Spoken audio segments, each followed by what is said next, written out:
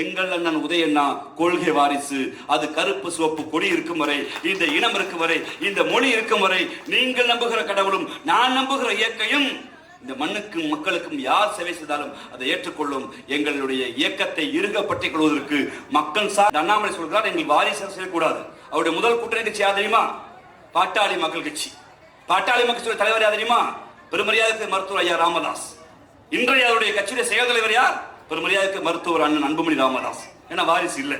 அடுத்து இரண்டாவது கட்சி எந்த கட்சி தெரியுமா? புதிய நீதி கட்சி. யார் புதிய நீதி கட்சி? யாரு? பெருமரியாதைக்கு ஐயா ஏசி சண்முகம். அவருடைய அன்பு மகன் ரவி சண்முகம். அவர் இளைஞரணி செயலாளர். அவர் தான் கட்சி நடத்துறாரு. மூணாவது கட்சி தமிழ் மாநில காங்கிரஸ். தமிழ்நாடு காங்கிரஸ் யார் தலைவர்? யாரு? பெருமரியாதைக்கு பெரியவர் ஐயா ஜி கே மூப்பனார். இன்னைக்கு தலைவர் யாரு? அவர் அன்பு மகன் ஜி கே வாசன். முதுகிலே 1.5 நலுக்கு வச்சிருக்க இத்தனை கட்சிகள். இந்தியை திணித்த போது இந்திய தெரியாது போடான்னு சொன்னோம். இடஒதுக்கீடு கூடாது என்று சொன்னது யார் சொன்னது? இடஒதுக்கீடு எங்கள் உரிமை என்று சொன்னோம்.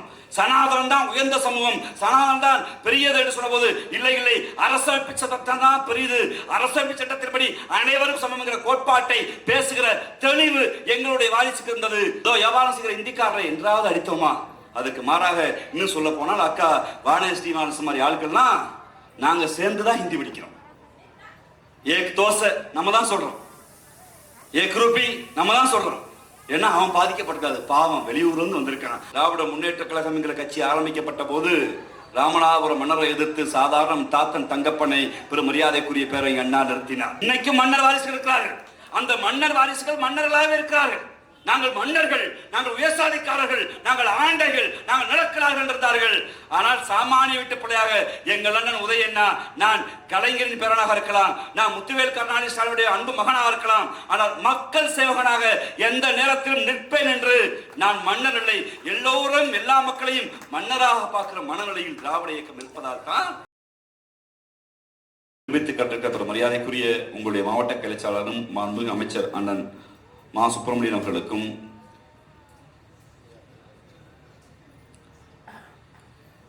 ஒவ்வொரு நாட்டிலும் ஒரு விதி உண்டு, ஒவ்வொரு மதத்திற்கு ஒரு நம்பிக்கை உண்டு. மனிதர்களை கடவுள் படைக்கிற போது கடவுள் தன்னுடைய தலையில் படைத்தார். அவர்கள் உயர் சாதிக்காரர்கள், பெரியவர்கள். தலையுடைய கடவுளுடைய தலையில் பிறந்தவன் தான் மேல்பிறப்பு. அவனுக்கு மட்டுமே பள்ளிக்கூடம் போகிற உரிமையும், பாடங்களை படிக்கிற உரிமையும், கடவுளை தொழுகிற உரிமையும், வீதியில் நடக்கிற உரிமை உள்ளதென்று நாங்கள் மேல்பிறப்பு என்றும், கடவுளுடைய காலில் பிறந்தவன் கீழ்பிறப்புக்காரன். அவர்களுக்கு பள்ளிக்கூடம் போவதற்கோ, தெருவில் நடமாடுவதற்கோ, பொதுவெளியில் கூடுவதற்கோ, கோவிலுக்கு உள்ளே போவதற்கோ அனுமதி இல்லை. அவர்கள் கீழ்பிறப்பு என்று சொன்ன போதும் மனிதர்களே மேற்பிறப்பு கீழ்பிறப்பு என்று அழைத்த போது ஒரே ஒரு தலைவன் தான் சொன்னான், அது என்னடா மேல்பிறப்பு, அது என்னடா கீழ்பிறப்பு, எல்லோரும் உடன்பிறப்புகள் என்று அழைத்த கலைஞரின் உடன்பிறப்புகளே, உங்கள் அனைவருக்கும் என்னுடைய பணிவான வணக்கம். இந்த கூட்டத்துடைய நோக்கம் எங்களுடைய இளம் தலைவரும் தமிழ்நாட்டுடைய துணை முதலமைச்சருமாகிய அண்ணன் உதயநிதி அவர்களுடைய பிறந்த நாளை கொண்டாடுகிற முகமாக ஏதோ சடங்குக்கு, ஒரு சம்பிரதாயத்திற்கு ஒரு பிறந்த நாளை கொண்டாடுகிற இயக்கம் இந்த இயக்கம் இல்லை. அதற்கு மாறாக அந்த தலைவர்களின் பெயரை, அந்த தலைவர்களுடைய பிறந்த நாளை பயன்படுத்தி மக்களுக்கு நலத்திட்ட உதவியும், இந்த கட்சியுடைய கொள்கை என்ன, கோட்பாடு என்பதை விளக்குகிற முகம்தான் இந்த கூட்டம். அப்படித்தான் இந்த கூட்டம் அமர்ந்திருக்கிறது. அந்த ஆத்தா பின்னாடி பேசுறதுல நல்லா கூப்பிடுங்க. ஆத்தா கொஞ்ச நேரம், அத்தன் திருப்பாதி மூலத்தான் அந்த நரைச்ச முடியுங்க. ஆத்தா இங்க பார்த்தா 10 நிமிஷத்தான், ரொம்ப நேரம் உட்காந்துருக்கீங்க. பெண்கள் நீண்ட நேரம் உட்காந்துருக்கீங்க. இயற்கை உபாதையெல்லாம் கட்டுப்படுத்தி என்னுடைய வயதில் மூத்த தாய்மார்கள் நீங்க அமர்ந்திருக்கீங்க. உங்க நேரத்தை நான் திருடிக்க மாட்டேன். என் நேரத்தை திருடனீங்கன்னா என்ன ஆத்தான்னு கேட்பேன். அந்த பக்கத்துல போன் பேசுற ஆத்தா கொஞ்சம் வைங்க, 10 நிமிஷம் வைங்க தான் உறுதியாக. அண்ணன் நீ வாங்க, உட்காருங்க. நீ உட்காருங்க, நீ நிக்காது வாங்க, நீ போய் உட்காருங்க, போங்க, நான் கட்டுப்படுத்திக்கிறேன், உட்காருங்க. ஒரு அரை மணி நேரம். ஏன் இந்த பிறந்த நாளை இந்த அமைப்பு கொண்டாடுகிறது? இந்த அமைப்பிற்கு அப்படி என்ன வரலாற்று பின்புலமும், அப்படி என்ன தேவையும் இருக்கிறது? கட்சி ஆணை பொருளெல்லாம் இது மன்னராட்சி, மன்னர் வழிவழி வருகிறார்களே, இவர்கள் தான் ஆள வேண்டுமா என்ற கோட்பாடையும் கேட்கிறார்கள். ஒரு பக்கம் திராவிட மாடல் என்றால் என்ன, அந்த மாடல் அப்படி என்னதான் செய்து கிழித்தது என்று பல பேர் கேட்கிறார்கள். இதற்கெல்லாம் எங்களுக்கு தெரிந்த அறிவில் எங்கள் இயக்கமும் எங்கள் தலைவரும் எங்களுக்கு சொல்லிக் கொடுத்த படிப்பனையில் உங்களோடு உரையாடுவதற்கு இந்த வாய்ப்பை அமைத்துக் கொடுத்த வழக்கறிஞர் அணிக்கு என்னுடைய மனமார்ந்த நன்றியை தெரிவித்துக் கொண்டு, பிறந்த நாள்களை கொண்டாடுவது ஏதோ சம்பிரதாயத்தின் சடங்கு அல்ல. திராவிட முன்னேற்ற கழகம் ஏறத்தாழ ஒரு 5 நாட்களை கொண்டாடுகிறது. அந்த 5 நாளை கொண்டாடுகிற போது ஒரு மரியாதைக்குரிய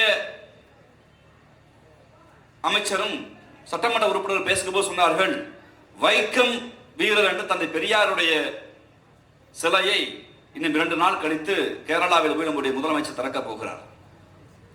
அதென்ன கேரளாவில் வைக்கம் சிலை, கேரளாவில் என்ன வைக்கத்தில் பெரியார் சிலை? இங்கே பல பேர் தாய்மார்கள் இருக்கீங்க, என்னை வயதை மூத்த தோழர்கள் இருக்கீங்க, வயதை மூத்த என்னுடைய அப்பாவை வயதை உடையவர்கள் இருக்கிறீங்க, என்ன சொன்னா தாத்தாவுடைய வயது உடையவர்கள் எல்லாம் மூத்த உறுப்பினர்களாக நீங்க இருக்கீங்க. இந்த மாதம் கார்த்திகை மாசம்,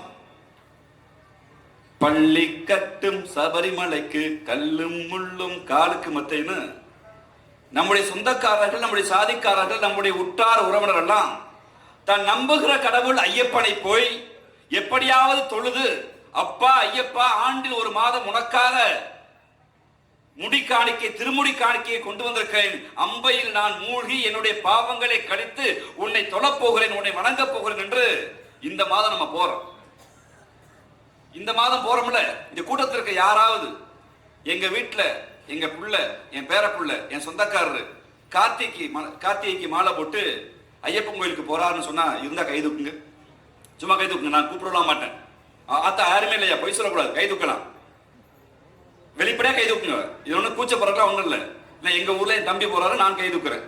இந்த அம்மா வீட்டுல இருக்கீங்க, ஒரு 10 பேர் தூக்கி இருக்கீங்க, ஒரு 30 பேர் தூக்க மறுக்கிறீங்க, பரவாயில்ல. இப்படி அப்ப கை கேள்விடுங்க. பொது வழியில நான் கேட்கிறேன், 10 பேர் கை தூக்குறீங்க. 2024ஆம் ஆண்டு மதுரவாயி நகரம் என்கிற சென்னையுடைய புறநகரம், சென்னையுடைய இதயம். இங்க உட்கார்ந்து இருக்க எல்லாருக்கும் ஒரு சாதி இருக்கு. அது ஆண்ட சாதி பெருமை பேசுற சாதியா, இல்ல நான் ஒடுக்கப்பட்ட சாதியா, பிசில தான் சாதி இருக்குங்கிற பெருமை பேசுறதா எனக்கு தெரியல. ஆனா எல்லாருக்கும் ஒரு சாதி இருக்கு.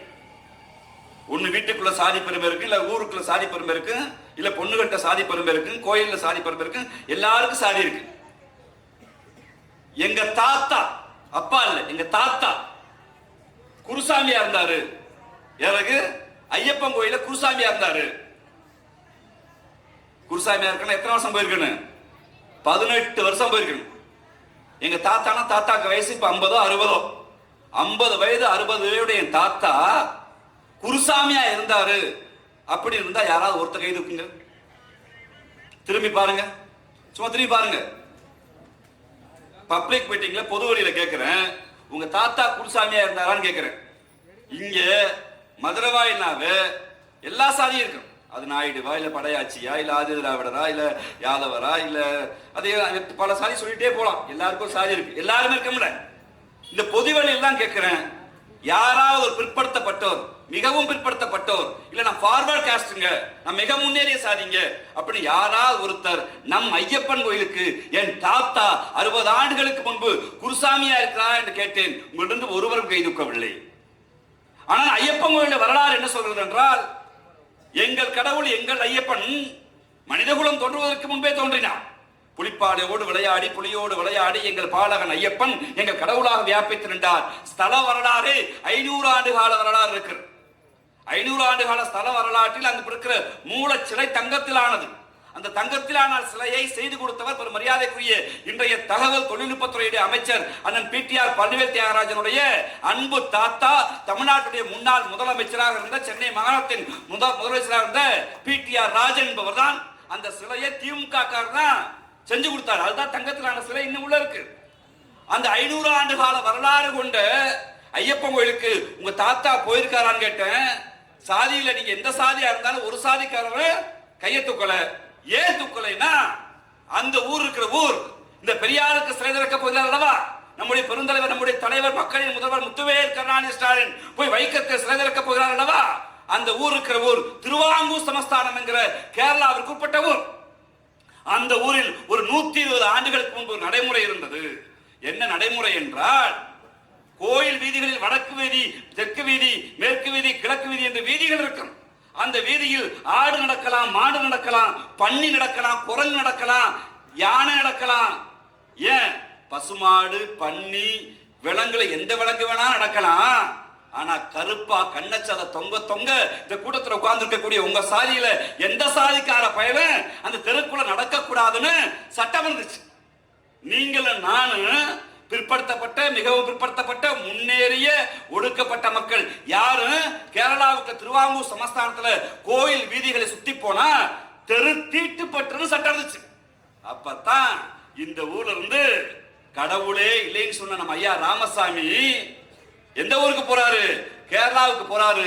ஏண்டா நாயின் நரி நடக்கிற என் ஐயப்பன் கோயிலை சுத்தி நாயின் நரி நடக்கலாம், மனுஷ மக்கள் நாங்க நடந்தா தீட்டாடான்னு தமிழ்நாட்டிலிருந்து கிளம்பி ஒரு கிழவன் போனார். பெரியார் என்கிற கிழவன் ஏறத்தாழ 2 ஆண்டு காலம் போராடினார். 167 நாள் சிறைக்குள் இருந்தால் சிறைக்குள் இருந்து விட்டு வெளியே வந்த போது அந்த அரசாங்கம் சட்டம் போட்டது, இந்த ஈவே ராமசாமியுடைய போராட்டத்திற்கு நாங்கள் அடிபடுகிறோம். இனிமேல் இந்த ஊருக்குள் அந்த கோயிலை சுத்தி மட்டுமல்ல கோயிலுக்குள்ளே போகிற உரிமையும் ஒடுக்கப்பட்ட பிற்படுத்தப்பட்ட மிகவும் பிற்படுத்தப்பட்ட மக்களுக்கு எல்லா சாதி சனத்துக்கு உண்டு என்று சொன்னது. அப்படி சொல்லி இன்னைக்கு 100 ஆண்டு காலம் வந்துட்டோம். அந்த சட்டம் வந்த பின்புதான் இந்தியா முழுக்க சட்டம் போட்டார்கள்.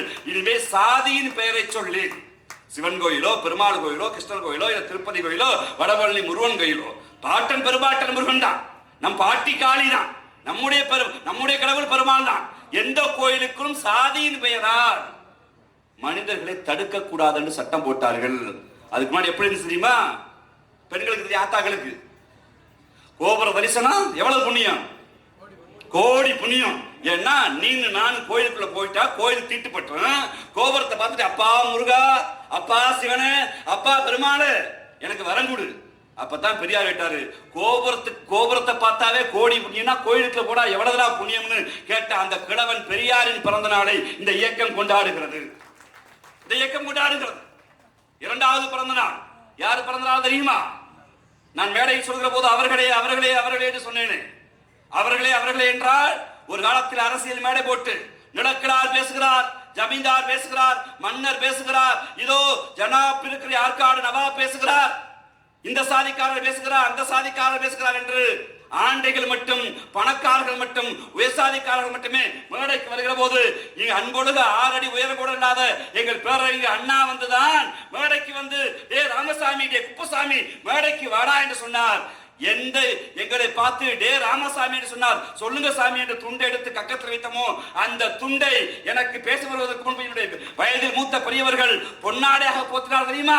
எந்த துண்டை தோளில் போடக்கூடாது சொன்னாயோ அந்த துண்டை மேடையில் பொன்னாடையாக போர்த்தி சாமானியர்களை அரசியலுக்கு கொண்டு வந்து அண்ணன் அழைக்கிறேன் வாருங்கள், அண்ணன் அழைக்கிறேன் வாருங்கள் என்று சொன்ன என்பதுதான் சாமானிய விவசாய குடியில் பிறந்த அண்ணன் கணபதி மாண்புமிகு சட்டமன்ற உறுப்பினராக மாறி இருக்கிறார்.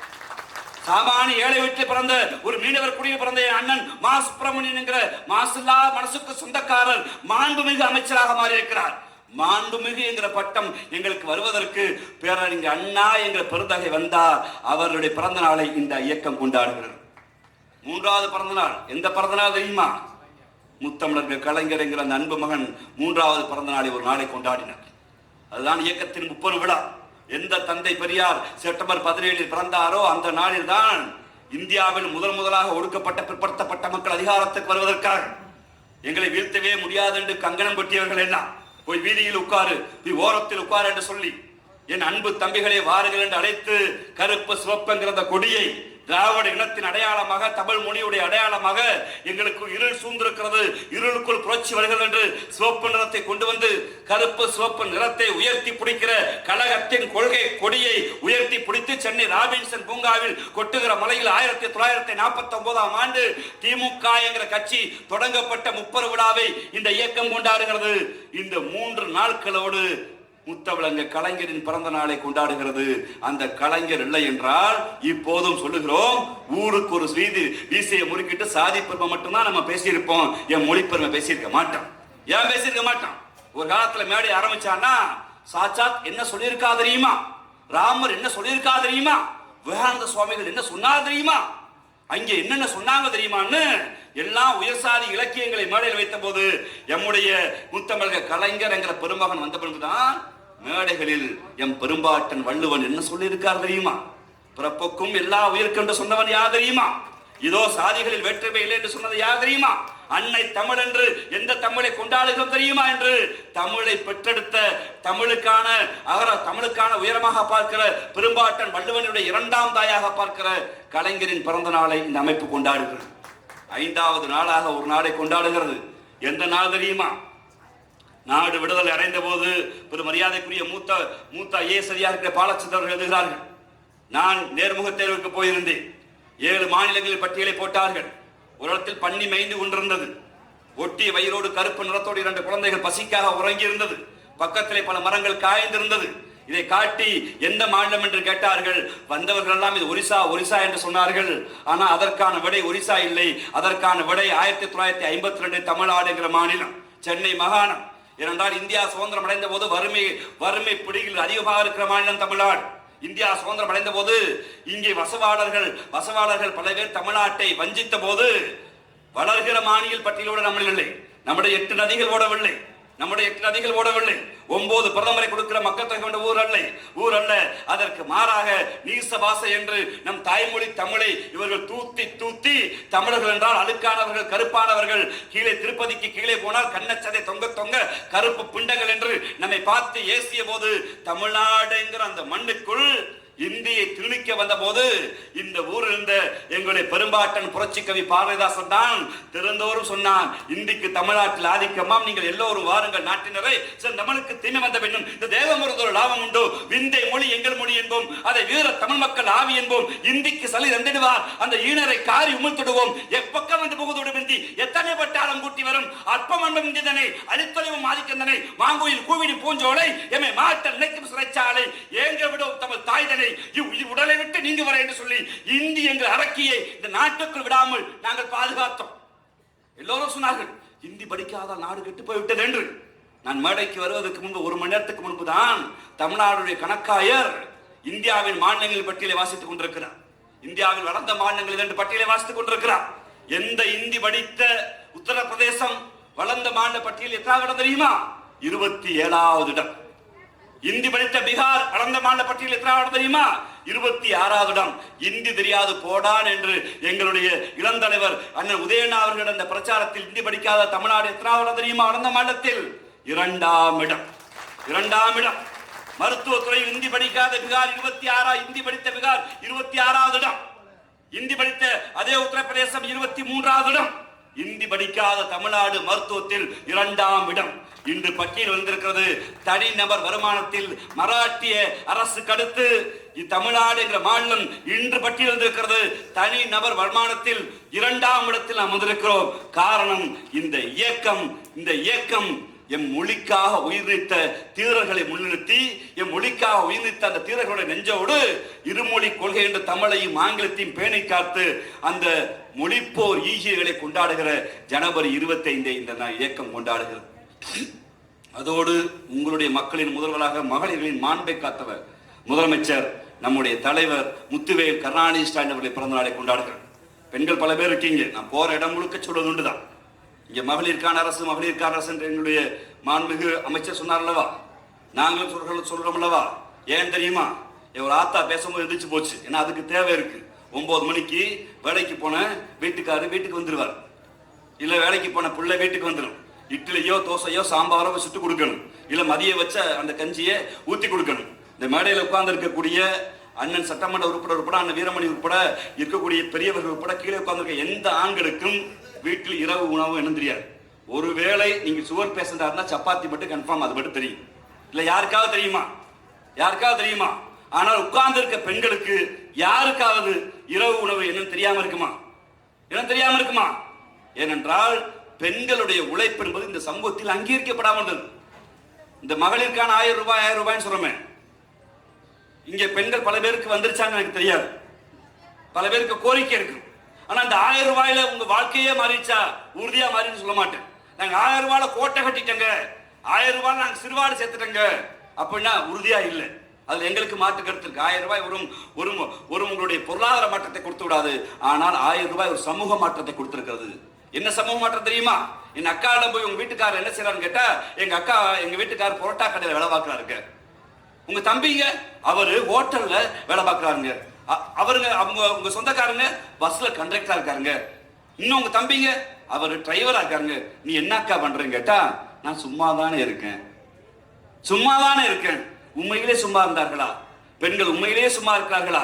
ஏதோ மதுரை வாயிலும் இந்த இருக்க வெள்ளிவாக்கத்தில் வலசரவாக்கத்தை பிறந்து இங்கு வாழ்கிற ஏதோ ஊரிலிருந்து எப்படியாவது சென்னை போனால் பிழைத்துக் கொள்ளலாம், சாதி பார்க்காது, மதம் பார்க்காது, அழுக்கு பார்க்காது, தீட்டு பார்க்காது, இந்த ஊருக்குள் வந்து பிழைத்து விடலாம் என்று சென்னையை நம்பி வந்திருக்கிற என் அம்மாக்கள் உண்மையிலே சும்மா இருக்கிறீர்களா? 4 மணிக்கு எழுத்து அண்ணாச்சி கடையில் போய் ஒரு பால் பாக்கெட்டை வாங்கிட்டு அப்புறம் வந்து வீடை கூட்டி வீடை மொழிகி ராத்திரி சாப்பிட்ட தட்டை எச்சி தட்டையெல்லாம் கல்வி முடிச்சுட்டு கொஞ்சம் தண்ணியை ஊற்றி காப்பியை வச்சு வீட்டுக்காரையோ புள்ளையோ எழுப்பிட்டு காப்பி தண்ணியை கொடுத்துட்டு எல்லாருக்கும் கொடுத்துட்டு எல்லாரும் எழுப்பிட்டு காலையில சாப்பாட்டுக்கு கத்திரிக்காயோ வெண்டைக்காயோ முருங்கைக்காயோ போய் கடைவீதியில போய் ₹1.50 ஓரியாடி குறைச்சு கொண்டாந்து அந்த காலை டிப்பனை வச்சு பிள்ளைகளை பள்ளிக்கூடத்துக்கு அனுப்பிட்டு வீட்டுல இருந்து வீட்டுக்கார வேலைக்கு அனுப்பிட்டு தான் குறவையதா சாப்பிட்டுட்டு ஏதோ வீட்டுக்கு போய் 10 பாத்திரத்தை தைச்சிட்டு கடையில் ₹100 வேலை பார்த்துட்டு இதே கிராமப்புறத்தில் பிறந்த ஆத்தாவா இருந்தா காலையில் 4 மணிக்கு எதிர்த்து ஆடு மாடை குளிப்பாடிட்டு ஆடு மாடில் பால் வச்சுட்டு ஆட்டுக்கு மாட்டுக்கு இறைய வச்சுட்டு வயலுக்கு போய் புல்லறுத்து கொண்டு மாட்டுக்கு போட்டுட்டு தானும் மனுஷ மக்களோடு மாட்டை வளர்த்துட்டு பிள்ளைகளை வளர்த்துட்டு மதியம் கொஞ்சம் மதிய சாப்பாடை ரெடி பண்ணிட்டு எல்லாம் சாப்பிட்டுருச்சுகளான்னு பார்த்துட்டு கொஞ்சம் சாப்பிட்டுட்டு 2 மணி நேரம் தூங்கிட்டு திருப்பி 3 மணிக்கு எந்திரிச்சு போய் அதே வேலையை பார்த்துட்டு சாயங்கால சாப்பாட்டுக்கு ராத்திரி சாப்பாட்டுக்கு உழைச்சிட்டு அப்பன் வயலுக்கு போனா அம்மானும் வயலுக்கு போவா, அப்பன் ஆடு மேய்க்க போனா அம்மாவும் ஆடு மாடு மேய்க்க போவா, அப்பன் கட்டடம் கட்டினா அம்மா உட்கார்ந்து பக்கத்துல கட்டடத்துக்கு தண்ணி ஊத்துவா, அப்பன் ஏறு விடுதா அம்மா நாத்து நடுவா. ஆம்பளை பார்க்கிற எல்லா வேலையை என் தாய்மார்கள் பார்த்தார்கள். ஆனா இந்த சமூகம் அவர்களுக்கு பிட்ட பெயர் தெரியுமா?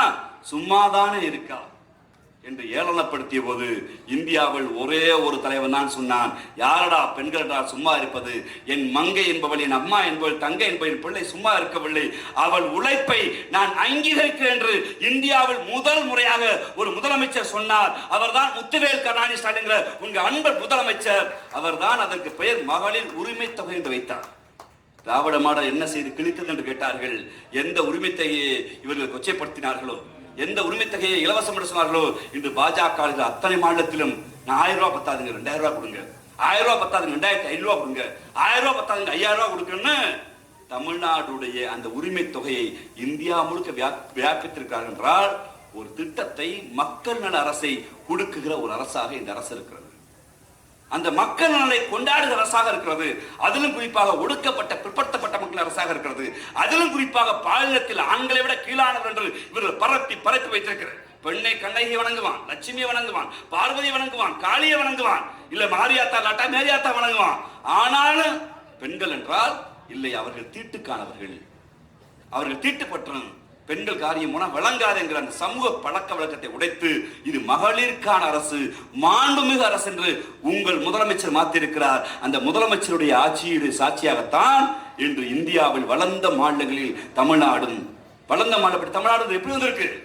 வருவாயை கூட்டி வருவாய் பற்றாக்குறையை அதிகப்படுத்திய பற்றாக்குறையை இல்லாத மாநில பட்டியலில் தமிழ்நாடு முதலிடத்தில் இருக்கிறது. இன்னைக்கு பாதுகாப்பான மாநிலம் இத்தனை பேர் இருக்கீங்க. யாருக்காவது ஒருத்தருக்கு அவனுக்கு அமெரிக்க கனவு இருக்கு, நமக்கு இங்கிலாந்து கனவு இருக்கு, ஏன் சிங்கப்பூர் கனவு இருக்கு, மலேசியா கனவு இருக்கு. சென்னையில் வேலை பார்க்கலையா, சரி வெளிநாடு போலான்னு. இங்க இருக்க யாருக்காவது பொது வழியில் இத்தனை பேர் இருக்கீங்களே, எங்களுக்கு உத்தரப்பிரதேச கனவு இருக்கு, பீகார் கனவு இருக்கு. ஒருத்தருக்காக சொல்லுங்க, என் பிள்ளை எப்படியாவது வெம்பாடுபட்டு படிக்க வச்சு பீகாருக்கு அனுப்பிடுவாங்க, இல்ல படிக்க வச்சு எப்படியாவது உத்தரப்பிரதேசத்துக்கு அனுப்பிடுவாங்கன்னு யாருக்கா ஆசை இருக்கா? ஆனா அந்த இந்தி படித்த உத்தரப்பிரதேசத்துல பீகார்ல இருந்து எந்த ஊருக்கு வந்துட்டான்? என் ஊர் ராமநாதபுரம். தண்ணி இல்லாத கடும்பான்.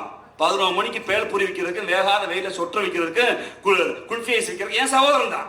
என்னோட வெள்ளையா இருக்கான், என்னோட அழகா இருக்கான். ஏன் அக்கா குஷ்புவை விட, ஹச்ராஜாவை விட, செல்வி ஜெயலலிதாவோட நல்ல ஹிந்தி பேசுறான். ஹிந்தி பண்டித்து தான் ஏன் ஊருக்கு படைக்க வேண்டாம். அப்படி என்றால் இந்த ஊர் சமூக பாதுகாப்பை கொடுத்திருக்கிறது, எல்லோருக்கும் சமம் என்று சொல்லியிருக்கிறது. நாங்கள் பார்ப்பனியத்தை எதிர்த்தோம்.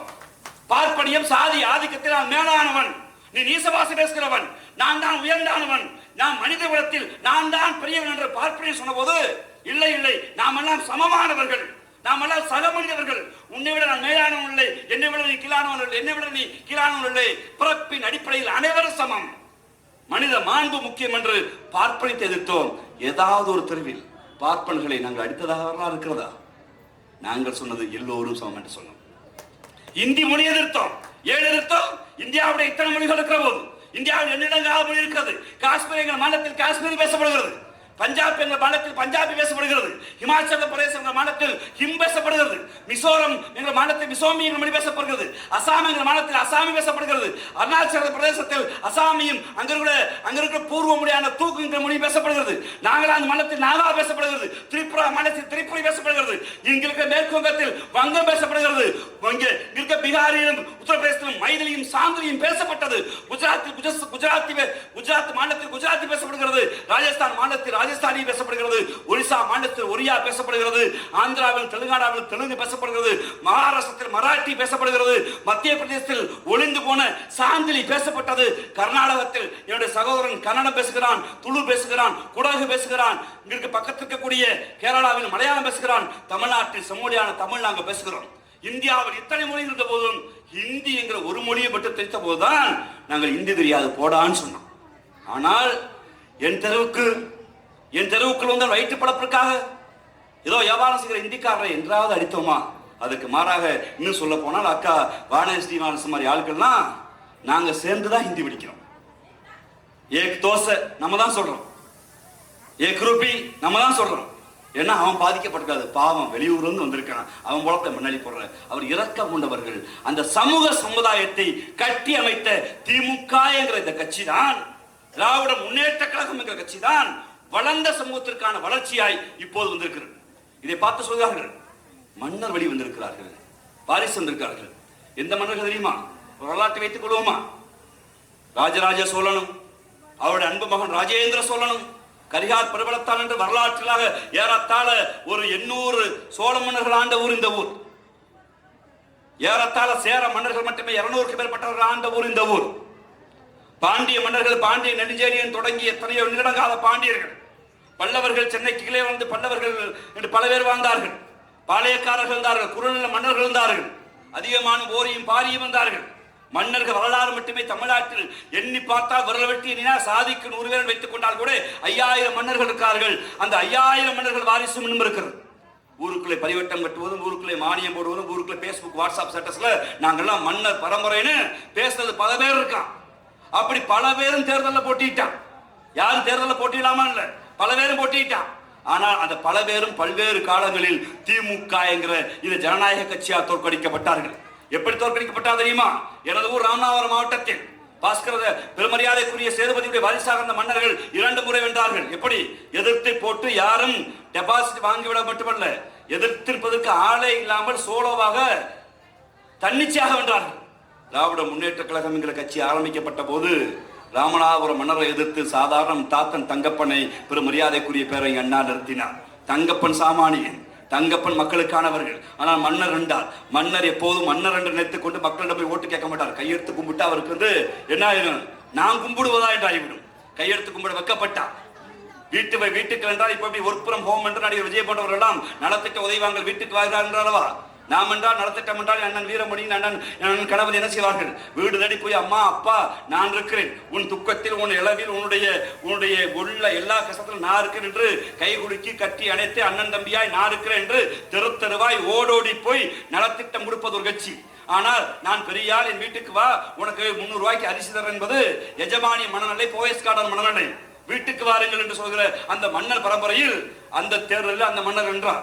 ஆனால் எங்கள் ஐயா தங்கப்பன் வீதியா போனார். நான் மக்கள் சேவகன், உங்களுக்கு சேவகம் செய்வேன், எனக்கு வாக்களிங்க என்று கேட்டார். நான் அண்ணாவின் தம்பியாக இருக்கேன், எனக்கு வாக்களி என்று சொன்னார். ஆனால் மன்னர் சொன்னார், நான் மன்னர் பரம்பரை, எனக்கு பெரிய பெரிய நிலம் உண்டு, என்னை பார்த்தா நீங்கள் கும்பிடுவீர்கள், சாமி போடுப்பேன் என்று சொன்னார். தேர்தல் முடிந்தது. ராமநாதபுரத்து மண்ணுக்காரன் வாக்களித்தான். என்ன வாக்களித்தான் தெரியுமா? மன்னர் டெபாசிட் வாங்காமல் தோற்று போனால் சாமானியின் தங்கப்பன் என்றார். இன்னைக்கும் மன்னர் வாரிசுகள் இருக்கிறார்கள். அந்த மன்னர் வாரிசுகள் மன்னர்களாக இருக்கிறார்கள். நாங்கள் மன்னர்கள், நாங்கள் உயர்சாதிக்காரர்கள், நாங்கள் ஆண்டைகள், நாங்கள் நடக்கிறார்கள் இருந்தார்கள்.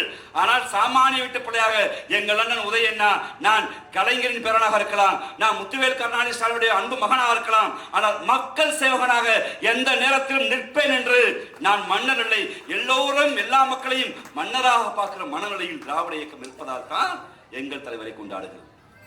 அந்த தொடர்ச்சியாகத்தான் திராவிட இயக்கம் பல்வேறு பிறந்த நாளை கொண்டாடினாலும் சமூக இந்த கட்சி ஒரு ஐடியாலஜிக்கல் பார்ட்டியாக இந்தியாவிலேயே எத்தனையோ கட்சிகள் ஜனநாயகம் எப்படி யாருன்னா கட்சி ஆரம்பிக்கும், அவர் விருப்பம், அது ஜனநாயக உரிமை. யார் வேண்டுமானாலும் கட்சி ஆரம்பிப்பது ஜனநாயக உரிமை. ஆனால் அவர்கள் மக்களுக்கானவர்களாக இருந்தார்களா? அவருடைய சமூக நீதி கொள்கை என்னவாக இருந்தது? எல்லாம் சொல்லுவான், சாதி சான்றிதழ் வந்தனவாங்க, சாதி வந்துருச்சும்பா. என் தாத்தா ஸ்கூலுக்கே போகல, அவர்கிட்ட சாதி சான்றிதழ் இல்லை. ஆனா தாத்தாவை போய் கேட்டீங்கன்னா வீசியை முறுக்கிட்டு இந்த சாதின்னு சொல்லுவார். ஆனா என் பிள்ளை சாதி சான்றிதழ் வாங்கிட்டு இந்த ஓசியா பிசியா இல்ல எஸ்சியா எஸ்டியான்னு ஒரு சாதி சான்றிதழ் வாங்கிட்டு உள்ள போறான். சாதி வேணாப்பாங்கிறான். என்றால் எந்த சாதியை வைத்து நீ அடக்கினாயோ, எந்த சாதியை வைத்து என்னை பழித்தாயோ, எந்த சாதியை வைத்து என்னை கீழானவன் சொன்னாயோ, அந்த சாதியை வைத்துக் கொண்டு ஒரு ரிசர்வேஷன் என்கிற சமூக நீதி கோட்பாட்டை இந்தியாவில் கற்றுக் கொடுத்த இயக்கம் திமுக இயக்கம், திராவிட இயக்கங்கள், தந்தை பெரியார் என்கிற பெருங்கிழவன். அந்த விதை தான் இந்த இந்தியா முழுக்க வியாபித்திருக்கிறது. நாங்கள் சில இலக்குகளை வைத்தோம். அந்த இலக்கு சமூக நீதி சார்ந்த ஜனநாயக கொள்கை, மானுட விடுதலை, மகத்தான விடுதலை, ஒடுக்கப்பட்ட பிற்படுத்தப்பட்ட மக்கள் விடுதலை, மானுட குலத்தில் மனிதர்களில் ஆண் பெண் என்ற தீண்டாமை கூடாது. ஏற்றத்தாழ்வு இன்னும் உண்டு. கேட்டா சொல்றான், இன்னைக்கு நாங்க பிரச்சனை நாம் இன்னும் இருக்கோம். 2000 ஆண்டு கால அழுக்கு, 2000 ஆண்டு கால சாதி அழுக்கு, 2000 ஆண்டு கால பிற்போக்குத்தனம். அந்த 2000 ஆண்டு கால பிற்போக்குத்தனத்தில் வெறும் 150 ஆண்டு கால திராவிட இயக்கமும், ஒரு 70 ஆண்டு கால திராவிட முன்னேற்ற கழகமும், 70 ஆண்டு காலத்தில் எத்தனையோ மன்னர்கள் வாழ்ந்த காலத்தில் கூட தமிழ் பெருமை யாரும் பேசல. ராஜராஜனோட அவையிலே, ராஜேந்திர சோழன் அவையிலே, பாண்டிய நெடுஞ்செழியன் அவையிலே, நல்லா இங்க அதிகமான நலங்களில் அவையிலேயோ, குபேரன் அவையிலேயோ, இல்ல பல்லவர்கள் அவையிலேயோ, திருமண நாயக்கர் அவையிலேயோ என்றாவது வள்ளுவம் இருந்ததுண்டா, திருக்குறள் இருந்ததுண்டா? ஆனால் அதுக்கு திமுக கட்சி வர வேண்டியிருந்தது. அப்படி சமூக ஜனநாயக இயக்கத்தில் வென்றிருக்கிற போதுதான் பல பேர் காய்த்த மரத்தில் கல்லடி பலத்தான் செய்வார்கள். அதையெல்லாம் எதிர்த்து தெம்போடு திராணியோடு வாரிசு அரசியல் என்று பேசுகிற வாரிசு என்பார்கள். வாரிசு அரசியல் என்று கூடாது என்று பெரும் மரியாதைக்குரிய பாஜகவுடைய தலைவர் அண்ணாமலை சொல்கிறார். போன தேர்தலில் வீதியா வந்தார், இங்கே வந்திருப்பார். வாரிசு அரசியலே கூடாது. யாரை கூட்டணி தெரியுமா? அவர் கூட்டணி கட்சி. பரவாயில்ல, மோடி அவர்களுக்கு பிறப்பால் நம்ம இழிவுபடுத்த முடியாது. அவர் திருமணமாகவில்லை என்பது அவர் வாரிசு என்று சொல்ல முடியாது. அவர்கள் வாரிசு வைத்திருக்கிறார்கள். RSS அஜெண்டா, உயர்சாதிக்காரர்கள் அஜெண்டா கொடுக்க பிற்படுத்தப்பட்டனும் ஒடுக்கப்பட்டனும் இந்த வேலையை செய்யலாம். பரவாயில்ல, இந்த அண்ணாமலை சொல்கிறார் எங்கள் வாரிசு அரசியல் கூடாது. அவருடைய முதல் கூட்டணி கட்சி யார் தெரியுமா? பாட்டாளி மக்கள் கட்சி. பாட்டாளி மக்கள் கட்சியுடைய தலைவர் யார் தெரியுமா? பெருமரியாதைக்கு மருத்துவர் ஐயா ராமதாஸ். இன்றைய அவருடைய கட்சியுடைய செயல் தலைவர் யார்? பெருமரியாதைக்கு மருத்துவர் அண்ணன் அன்புமணி ராமதாஸ். ஏன்னா வாரிசு இல்லை. அடுத்து 2வது கட்சி எந்த கட்சி தெரியுமா? புதிய நீதி கட்சி. யாரு புதிய நீதி கட்சி? யாரு? பெருமரியாதைக்கு ஐயா AC சண்முகம். அவருடைய அன்பு மகன் ரவி சண்முகம். அவர் இளைஞரணி செயலாளர். அவர் தான் கட்சி நடத்துறாரு. 3வது கட்சி தமிழ் மாநில காங்கிரஸ். தமிழ்நாடு காங்கிரஸ் யார் தலைவர்? யாரு? பெருமரியாதைக்கு பெரியவர் ஐயா GK மூப்பனார். இன்னைக்கு தலைவர் யாரு? அவர் அன்பு மகன் GK வாசன். 4வது கட்சி ஐயா பச்சமுத்து பாரிவேந்தர் இருக்கார். SRM பல்கலைக்கழகத்தில் வேந்தர். இந்திய ஜனநாயக கட்சி தலைவர் ஐயா பச்சமுத்து பாரிவேந்தர். அவர் பொதுச்செயலாளர் பெருமரியாதைக்குரிய அண்ணன் ரவி அவர்கள், பச்சமுத்து பாரிவேந்தர் ரவி அவர்கள். அடுத்த ஒரு கட்சி இருக்கு, அண்ணன் பெருமரியாதைக்குரிய அண்ணன் ஜான் பாண்டியன் இருக்காரு. அந்த கட்சியுடைய பெயர் இருக்கு. அவர் தலைவர். அதற்கு அது பொதுச்செயலாளரான பெருமரியாதைக்குரிய வழக்கறிஞர் அம்மையார் பிரிஸ்லா பாண்டியன். யாரு? ஜான் பாண்டியன் மனைவி. இன்னொரு கட்சி புதிய தமிழகம் கட்சி. புதிய தமிழகம் கட்சியுடைய தலைவர் பெருமரியாதைக்குரிய ஐயா கிருஷ்ணசாமி அவர்கள். அவருடைய இன்றைய இளைஞரணி செயலாளர் பெருமரியாதைக்குரிய மருத்துவர் சியாம் கிருஷ்ணசாமி. இன்னொருத்தர் யாரு? அண்ணன் சரத்குமார். கட்சியுடைய தலைவர் யார்? சரத்குமார்.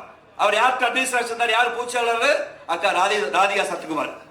முதுகிலே 1-2 நலுக்கு வச்சிருக்கு. இத்தனை கட்சிகள் வச்சிருக்கு. இத்தனை கட்சி தலைவர்கள் ஏன் மக்கள் நிராகரித்தார்கள்? இவர்கள்லாம் மக்களுக்கானவர்களாக இல்லை. இவர்கள்லாம் தன் சாதி பெருமையும் ஒத்த சீட்டுக்கு தன் சாதியை அடகு வைக்கிற, இல்லைன்னா பிழைப்புவாதம் நடத்துகிற மக்களுக்கான தேவைகளை புரிந்து வராதவர்களாக இருந்தார்கள். ஆனால் எங்கள் வாரிசுகள் அப்படி இல்லை. எங்கள் வாரிசு சமூக நீதி பேசுகிற வாரிசாக இருந்தது. இந்தியை திணித்த போது இந்திய வரியாது போடான்னு சொன்னோம். இடஒதுக்கீடு கூடாது என்று சொன்னது யார் சொன்னது? இடஒதுக்கீடு எங்கள் உரிமை என்று சொன்னோம்.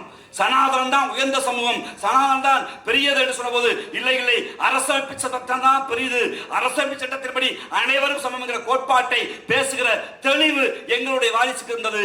எங்கள் அண்ணன் உதயண்ணா கொள்கை வாரிசு.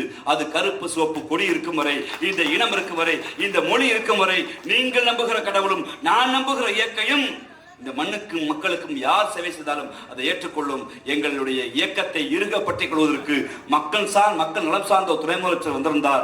அவர்தான் பெரும் மரியாதைக்குரிய தமிழ்நாட்டுடைய துணை முதலமைச்சர் அண்ணன் உதயநிதி ஸ்டாலின் அவர்கள். அவருடைய புகழ் ஓங்கட்டும், தமிழ் உள்ளவரை, மக்கள் உள்ளவரை வாழட்டும். வாய்ப்புக்கு நன்றி, வணக்கம்.